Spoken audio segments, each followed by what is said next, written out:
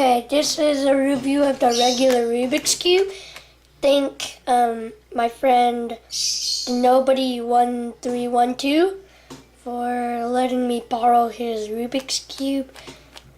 So, the smoothness is not that good because it locks up a lot and you can't really turn it that fast.